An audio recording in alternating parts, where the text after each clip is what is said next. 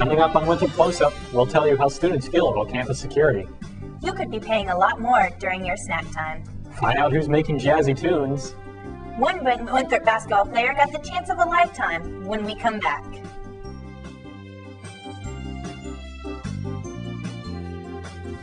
From the Department of Mass Communication at Winthrop University, you're watching Winthrop Close-Up. Welcome to the first edition of Winthrop Close-Up. I'm Jeff Patterson. And I'm Erica Livingston. When the sun goes down, some Winthrop students are worried about security on campus. Ikea Young joins us to share these concerns. Ikea? Late classes on campus in around 9:15, forcing some students to walk long distances to reach their destinations. I want to find out what students think about campus police. Some students feel the immediate need for campus security after night classes end. As a lady, I feel unsafe at night when I'm getting out of my classes. And I think professors, maybe some other women, might need that assistance at night. Marketing major Rebecca Head has a night class in Rutledge Hall. She lives across the street from her class and feels there is no need for campus police when she walks home. I do because I live across the street from Rutledge where I come from, but I could see if I were walking across campus from Thurmond or a building over there, I would feel a lot more uncomfortable. With all the concerns about campus police, what better way to get your questions answered than to go straight to the source? If a student feels unsafe at night and they really uncomfortable walking back to their campus, walking back to their dorm room, all they need to do is simply just pick up the phone, call 333 and ask for an escort, and one of our officers will be more than happy to pick them up and escort them back to the resident hall. Whether you're walking to meet a friend or on your way home, you should always feel safe on campus. If you have any concerns or questions about campus police, feel free to contact them at 323-3333 or email Chief Zephyrus at zephyrusf@winthrop.edu. Erica? Thanks, Ikea. And as you know, the H1N1 flu, better known as the swine flu, is another issue on and off of campus. I went to find out what the swine flu really is and how it may affect students.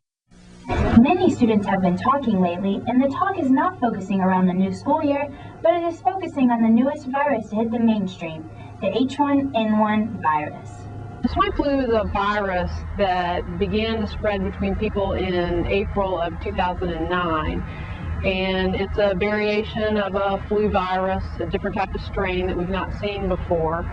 Nan explains that after further research about the source of the virus, it has received a new name.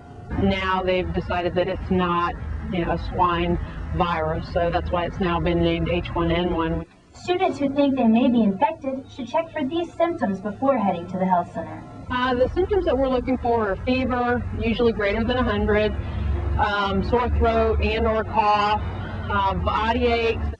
Students at Winthrop are taking extra precautions to ensure that they stay clear of the virus. I sanitize my hands all the time whenever I'm out in a big crowd or something, or whenever I'm coming back from somewhere.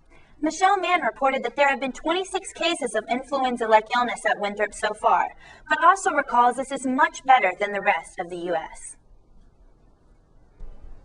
Some students showed that they are concerned about more than just swine flu when they came out to attend the Helping Hands volunteer fair at Thompson to see where they can be of assistance. The goal is to educate and expose students to the needs in the community so they may find volunteer opportunities and possible internships. There are all kinds of needs in the community. There's animals, hunger and homelessness, children, special needs, elderly, environmental. So we run the gamut of things that students would be interested in. If you missed the fair and you're looking for volunteer opportunities, visit the Volunteer and Community Service Programs in Lincoln Student Center. Volunteering is always good, but the rise of American obesity is not. Could having to involuntarily pay for more of some of the fatty foods you like to eat reduce the number of overweight Americans? Reporter Tyler Young went to find out how some people feel about the possibility. According to a CNN report, it is estimated that by the year 2015, 40% of American adults will be obese.